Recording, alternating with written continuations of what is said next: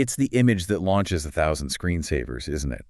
That destination whispered about by seasoned travelers, the ones who really value remoteness. Mm-hmm.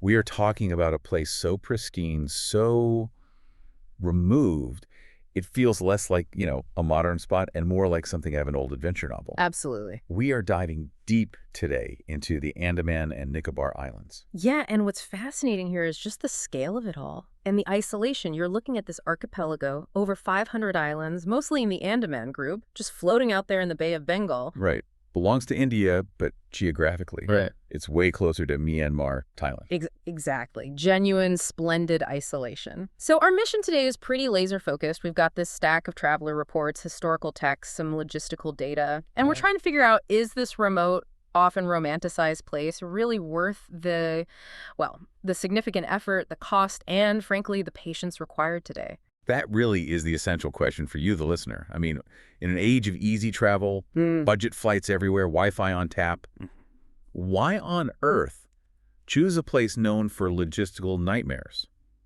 for systemic delays, zero reliable internet? It's a fair question. We've pulled together this comprehensive analysis trying to balance that incredible, almost magical natural beauty and the really profound, complex history against the very real kind of severe infrastructural and ethical challenges you face getting there. Yeah, we're going to assess the whole journey, the magnitude of the reward, and crucially, the responsibility.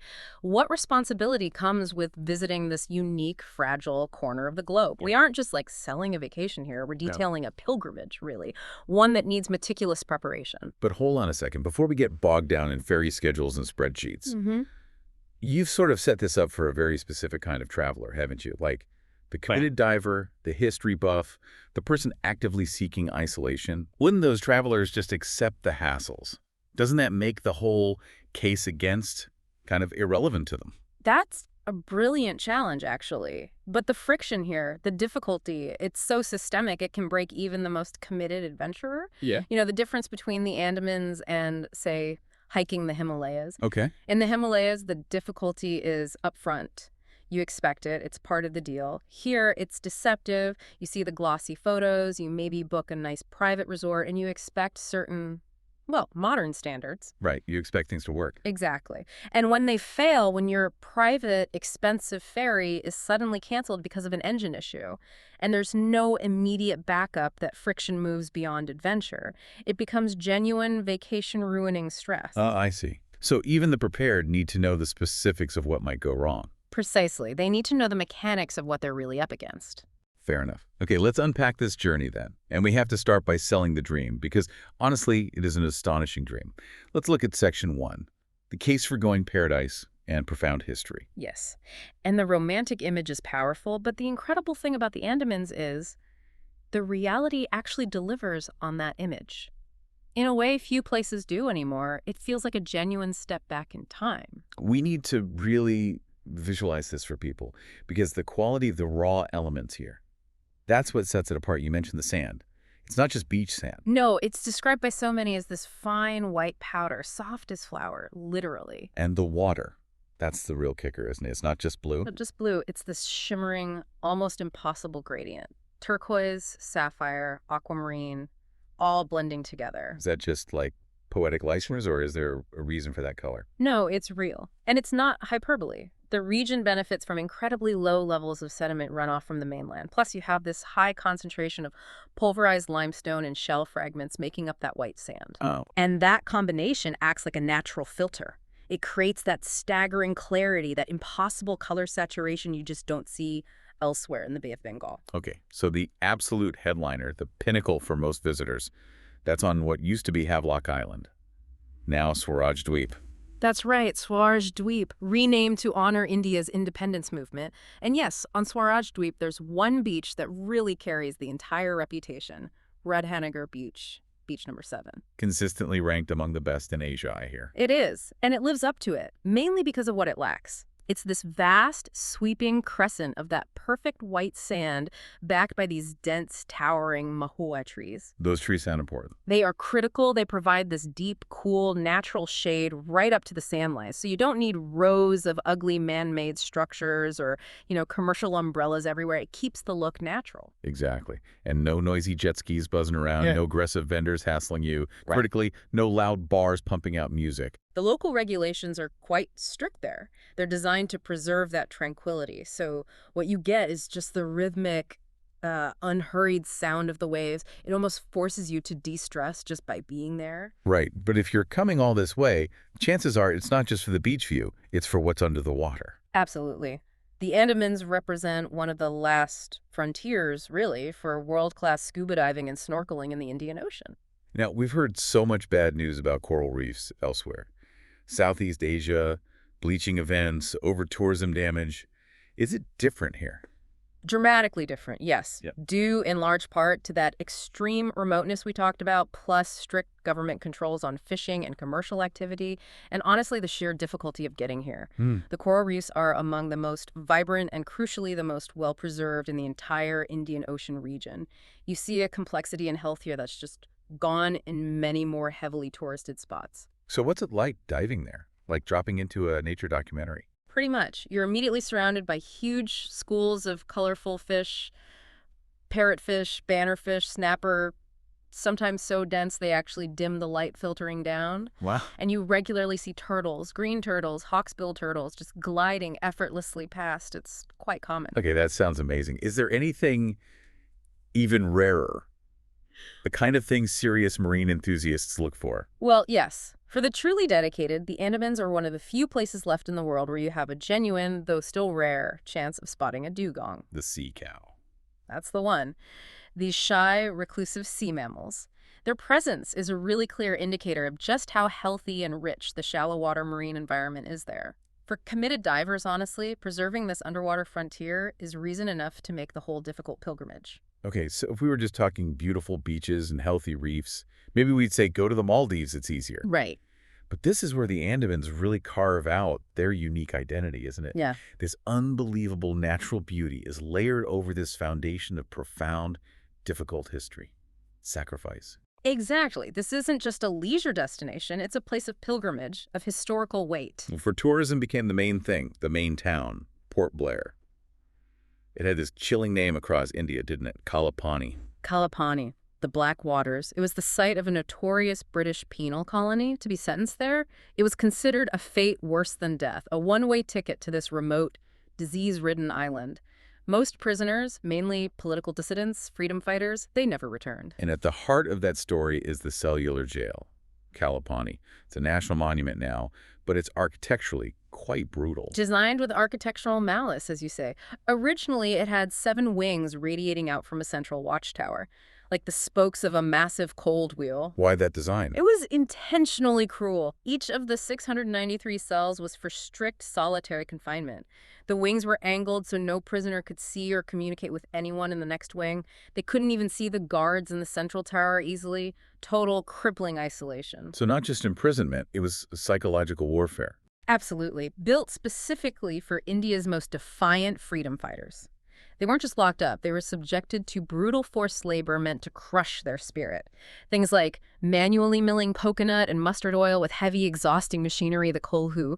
It was essentially torture disguised as work. Yes. And when you stand inside one of those tiny cells, they're like 4.5 by 3 meters, and you look out the tiny high-barred window at that endless blue sea, you feel it, the overwhelming human cost of freedom. Right. That history, that trauma, it gives the visit an immense depth, a meaning that no other tropical beach destination can possibly match.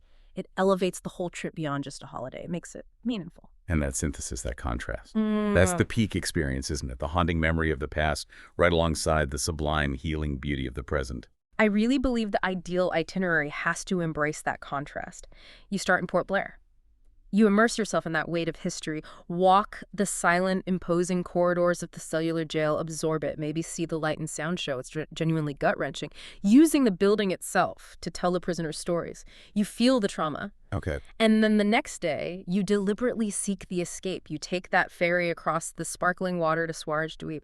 You find your way to Radhanagar beach as dusk approaches. And you just watch that spectacular sunset ignite the sky over the shimmering water. And in that moment, you hold both truths of the Andamans at once. The trauma of the past is acknowledged, respected, and the untamed, resilient beauty of nature is celebrated. That blend, that's the strongest argument for why these islands are worth the extraordinary effort. that is, yeah, that's a deeply compelling case for going, very layered. Yeah. But now we have to flip the coin. We have to talk about the price tag for that perfection. Because with the travel brochures, the filtered Instagram posts don't show you. Yeah. Is the systemic, sometimes soul-crushing logistical gauntlet you have to run. Exactly. This brings us squarely into Section 2, the case against going. If the island's beauty is their great strength, their infrastructure, well, that's their Achilles heel. The biggest deterrent isn't one single thing. It's the cumulative weight of all the logistical friction, the severe lack of modern facilities. It's systemic, you said, Yeah. not just minor delays. Systemic. We're talking canceled ferries, unexpected power cuts that last hours, and practically zero communication, which can completely derail your carefully planned itinerary. Okay, let's start with the big one for modern travelers. Connectivity, Wi-Fi. Outside of Port Blair, Wi-Fi is essentially a myth. Forget about it. Even if you have an Indian SIM card that works perfectly fine on the mainland, in Delhi or Mumbai, Yeah. it'll be mostly useless here. Really? That bad? It's critical operational knowledge. The main carriers, like Jio or Vodafone Idea, they offer almost no reliable service beyond Port Blair. You're usually relying on basic 2G, maybe patchy 3G if you're lucky, from the government-owned BSNL, or increasingly maybe Airtel in some spots. The view of them. Even then, data speeds are glacial. Simple things like trying to load a flight booking page, checking restaurant reviews online, confirming your ferry time. It becomes agonizing. Takes forever. So that whole forced digital detox thing, Right. it sounds romantic, but It sounds romantic until you actually need to check your next booking, or contact a resort that hasn't replied to your email, or just tell your family back home you're safe after a storm cancels your travel plans. That friction, it moves very quickly from minor annoyance to genuine anxiety. yeah, I could see that. And that anxiety gets worse because of the transport system, the ferries. Compounded by the sheer fragility of the transport system, it's the absolute linchpin of any multi-island trip. Moving between that main tourist triangle, Port Blair, Swaraj Dweep, Havelock, Shahid Dweep, Neil Island, it requires a ferry, period. And the choices aren't great. You basically have two options, neither is perfect. You've got the government ferries, slow, cheap, often really difficult for tourists to book because they prioritize locals. Right. Or you have the private catamarans. McGrew's, Green Ocean are the main ones. They're faster, yes, significantly more expensive, but still highly susceptible to technical issues or bad weather. So even the expensive private ones aren't reliable. Not guaranteed. No, cancellations are common, more common than you'd think. Often it's unexpected mechanical failures or unpredictable monsoon squalls, even outside the main monsoon season. And if a ferry gets canceled, and it happens often enough, you have to factor it into your plan. Then what? Then you are literally stranded on the wrong island. Oh, wow. Okay, that's where the mental cost really hits. Absolutely. Being stranded means you might miss your connecting flight back to Chennai or Kolkata, which then jeopardizes your expensive international flight home. You could be looking at thousands of dollars in rebooking fees, massive stress, all because a $30 ferry couldn't run. There's very little redundancy in the system. Okay, and just the general vibe, what should people expect in terms of polish? Right. Manage expectations here. This is not Thailand. It's not a polished, seamless resort destination. Infrastructure is basic. Power cuts are frustratingly common, often lasting several hours a day on the smaller islands like Neil or Havelock. Really? Even in the main tourist spots? Oh, yes. Roads can be incredibly bumpy, very basic. Cash-only restaurants, little local places are the norm. And there's very little in the way of, like, structured nightlife or big entertainment options. It's raw, it's underdeveloped, but wildly beautiful at the same time. Let's talk about the actual cost then, the financial side. You said it's deceptive. Deceptively expensive, yes. The Andamans are significantly pricier than the Indian mainland for a similar quality of accommodation or service. That catches a lot of budget travelers off guard. How so? Starting with flights. First, the flights. You have to fly into Veer Savarkar International Airport in Port Blair, code IXZB dollars. No direct international flights exist. Yeah. So you must connect through a major Indian hub, usually Chennai or Kolkata, CTU. And those domestic legs, they're often heavily marked up. Demand is high, capacity is limited, so the total airfare ends up being surprisingly expensive compared to flying elsewhere in Asia. And once you're there, the local costs add up too. Yep. Ferries, activities. Oh, yeah. It continues to rise due to this sort of monopoly effect. Those private ferry tickets we mentioned, they can easily run $20 to $30 one way. Each way. Each way. So a simple round trip between the three main islands, Port Blair, Havelock, Neil, that could easily cost you over $100 per person, just for the ferries. Wow. And diving. Diving, the main activity for many, is also priced at a premium. Generally starts over $50 USD for just an introductory dive. That reflects the high cost of transporting equipment, fuel, trained staff out to these remote locations. Oh, you end up with inflated prices for basics too. Yeah. Food, water. Often, yeah. Especially on the popular islands like Havelock, Swaraj Dweep, because there are limited providers for things like bottled water, snacks, even decent mid-range accommodation. You're paying a remote island premium. It's much higher than you'd pay for similar quality back on the mainland. Okay, so we've established the journey itself is draining. You mentioned losing potentially 2 full days just in transit. Easily. Multiple early morning flights, hours spent waiting in hot, basic ferry terminals, the ferry ride itself. That's a huge chunk of your limited vacation time just consumed by logistics before you even properly relax. Which brings us back to that mental cost. Exactly. The stress of planning this multi-island trip where every single connection, flight to ferry, ferry to ferry, back to flight, is a potential point of failure. It's substantial. This is not a relaxing trip to book. All right. It requires what we've started calling spreadsheet planning, serious detail. And then once you're there, you need this almost Zen-like acceptance that things will likely go wrong. That sounds tough. It is. If you're someone who gets easily frustrated when your carefully laid plans fall apart, that anxiety, that stress, it will absolutely spoil the peace and tranquility you traveled all this way to find. Okay, this is where the conversation needs to get really serious. Ethically mandatory, actually. We have to talk about the indigenous population. We absolutely do. The Andamans are home to some of the last uncontacted and semi-contacted indigenous tribes on Earth. Visitor impact here isn't just about litter, it's a fundamental ethical challenge. Yes. And we have to highlight the truly horrible practice known as human safaris that, well, it marred the island's reputation for a long time, specifically along the Andaman Trunk Road, the ATR. The road that cuts through the Jarawa Reserve. Exactly, the reserve of the semi-nomadic Jarawa tribe. For years, some unscrupulous tour operators treated tribe members, who sometimes emerged from the jungle near the road, like animals in a zoo. They'd drive tourists through, just hoping to spot them, take photos. That's just deeply shameful, exploitative. It was. Thankfully, the Indian government has cracked down hard on this. The Supreme Court introduced strict measures, but the road itself, it remains controversial. Photography of the tribes is strictly illegal now, and there are increased security checkpoints. But the road is still open. The tension remains because the ATR is a vital infrastructure link. It connects Port Blair to the Northern Islands. So convoys of vehicles are organized now. They pass through the reserve at specific times with heavy police escorts. But the road's very existence still facilitates contact, disruption to the Jarawa way of life. So for a traveler? For the conscientious traveler, it means understanding this delicate balance the government is trying to strike between infrastructure and tribal autonomy. And it means adhering absolutely to all regulations. No photos, no stopping, no interaction, full stop. And then there's the most famous example of isolation. North Sentinel Island. Yes. This needs stressing. It is an absolute non-negotiable no-go zone. No exceptions. Zero exceptions. The Sentinelese tribe living there have violently and successfully rejected all outside contact for centuries. Their desire for isolation is paramount.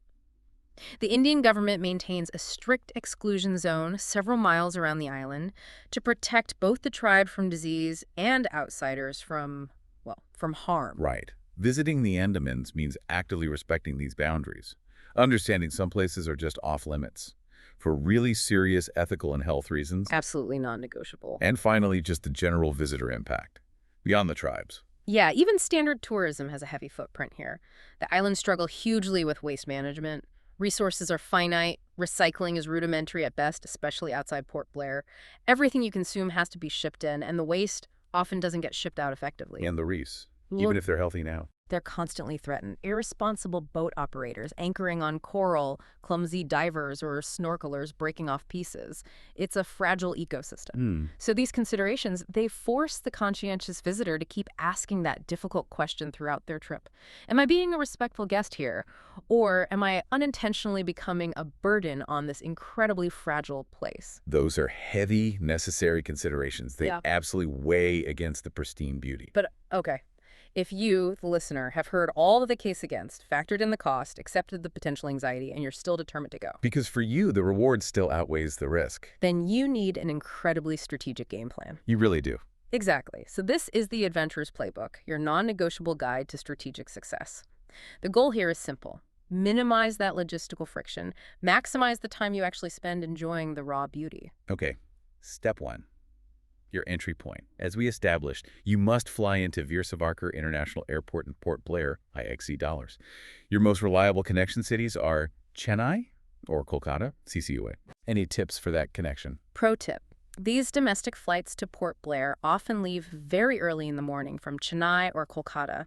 So plan for a comfortable overnight layover in the hub city before your morning flight to Port Blair.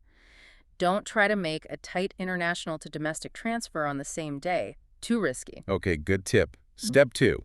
You said this is the single most important piece of advice. It really is. Inter-island ferries are strong advice. Skip the logistical nightmare, the long queues, the uncertainty of the government ferries entirely, even if you're on a mid-range budget. So pay the premium. Pay the premium. Use the private operators like Mark Cruise or Green Ocean.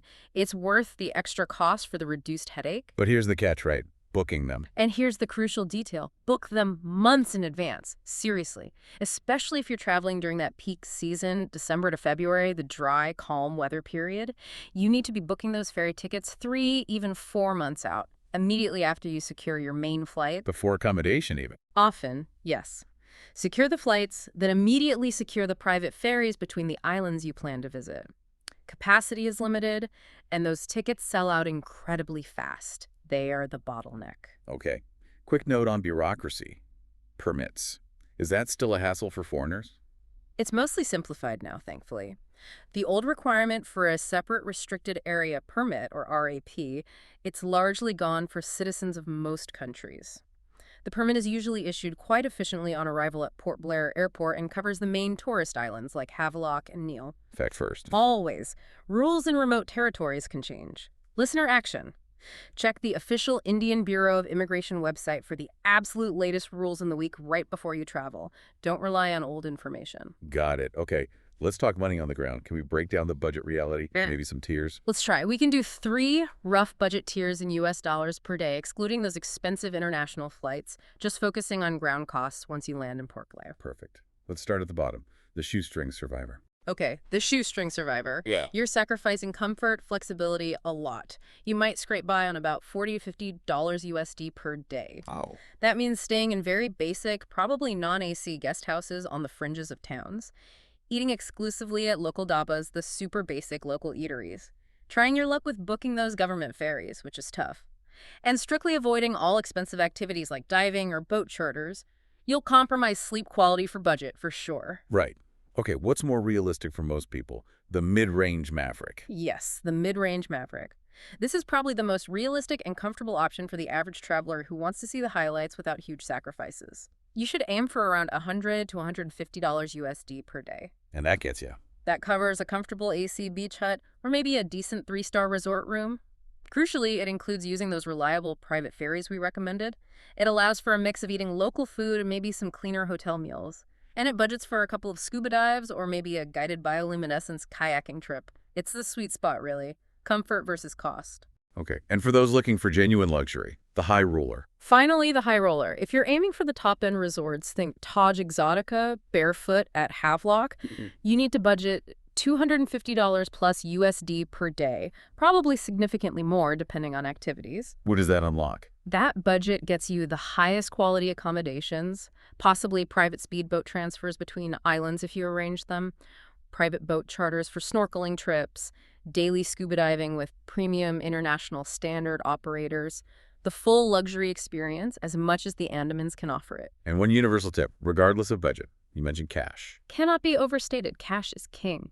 The logistical hurdles impact financial infrastructure, too. ATMs are few and far between outside Port Blair. And when you do find one, it's frequently broken or just out of cash. Credit cards. Rarely accepted, except at those very high-end luxury resorts. For almost everything else, guest houses, local restaurants, taxis, small shops, you need cash. Carry sufficient cash, preferably crisp Indian rupees, to cover at least 3 days' worth of expenses when you leave Port Blair for the smaller islands. It avoids so much potential stress. Okay, essentials covered. Now the fun part. The smart traveler's itinerary. The hidden gems that make all that logistical pain worthwhile. It's not just seeing Radhanagar Beach, right? It's experiencing it properly. Exactly. To really enjoy Radhanagar, you absolutely must avoid the main crowds. They swarm the place between roughly 10 a.m. and 4 p.m. when the day trippers arrive. So when should you go? Go late in the afternoon, aim for around 4:03 p.m., and commit to staying until the sun is fully down. The light is magical for photos as the sun descends. Golden hour is incredible there. And as the crowds thin out, you get this silence. Lets you fully absorb the sheer scale and beauty of the place. Nice. And on the history side, that light and sound show. Yes, the historical must-do is the light and sound show at the Cellular Jail in Port Blair. Don't dismiss it as just another tourist show. It's not some dry reading of facts. It's genuinely moving, theatrical, uses soundscapes and light projections right onto the jail walls. It provides crucial emotional context to the beauty you're seeing everywhere else. Really important. Okay. Now, for the real adventure-seeking stuff beyond the main hubs, what are the hidden gems? We've got 3 fantastic ones. First, escape the main rush of Havelock, Swarishdweep, by spending a few days on Shahid Boop, still commonly known by its old name, Neil Island. What's Neil like? It's dramatically smaller than Havelock, much more laid back. It has this deeply rustic, almost agricultural vibe. You'll see paddy fields, people riding bicycles everywhere, not massive resort complexes. And the beaches. Quieter and stunning in their own right. The absolute must-see on Neil is the sunset point at Laxmanpur Beach. Particularly at low tide, there's this gorgeous, very photographable natural rock bridge formation carved by the waves. It's magnificent. Cool. Second hidden gem. Second, specifically look for bioluminescence night kayaking. This is otherworldly. Many reputable operators offer it in the mangrove creeks, usually on Havelock. The key is you must aim for moonless nights for the best effects. What's it like? Paddling through the dark, completely silent mangrove creeks, while the water around your kayak just explodes with millions of tiny, sparkling microorganisms with every single paddle stroke.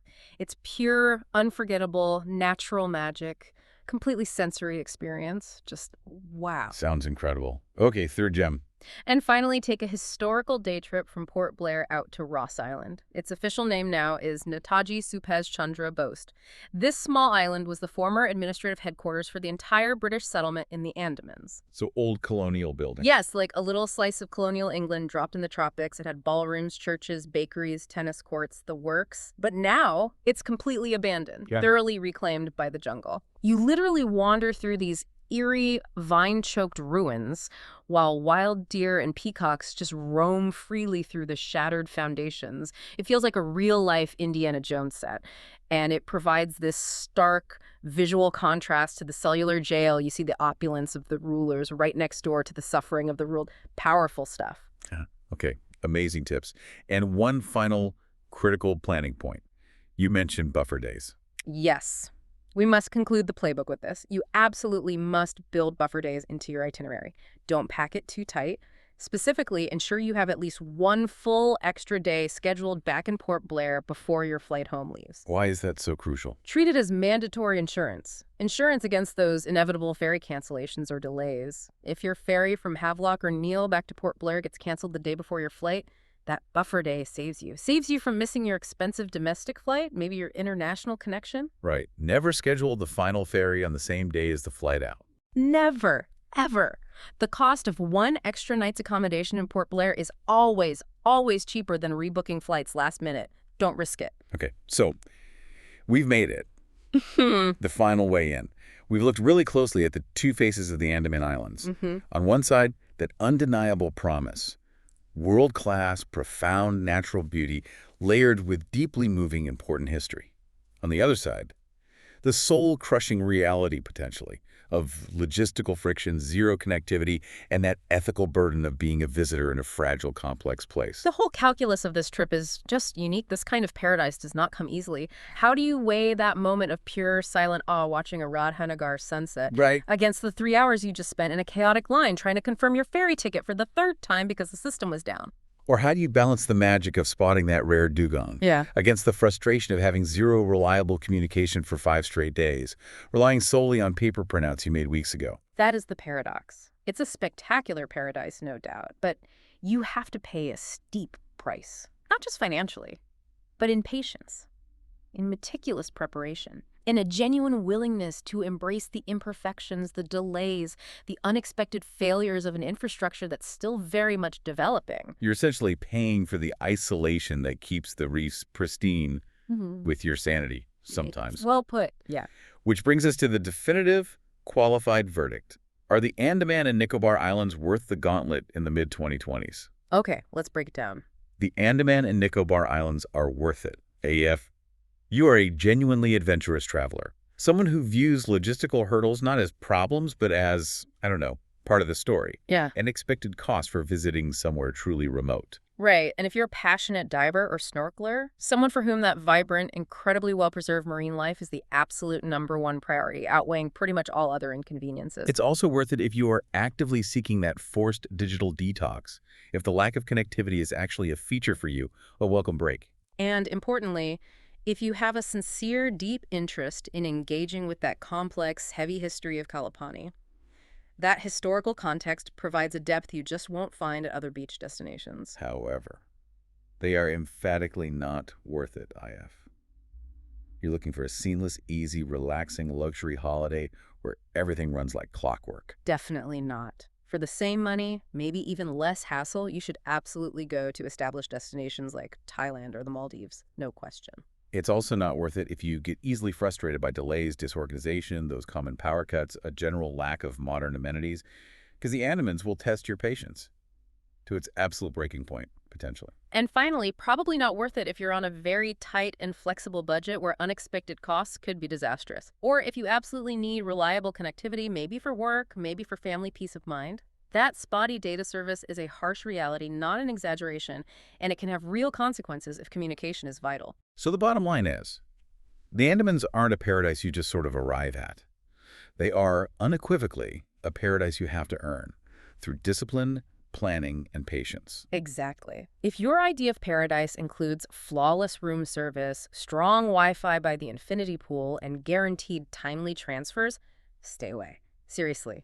But if your reward is found in raw, untamed natural beauty, a deeper connection to historical sacrifice, and a genuine challenging adventure, then yes, start looking up those private ferry schedules 4 months in advance. Okay. We discussed this powerful, profound blend.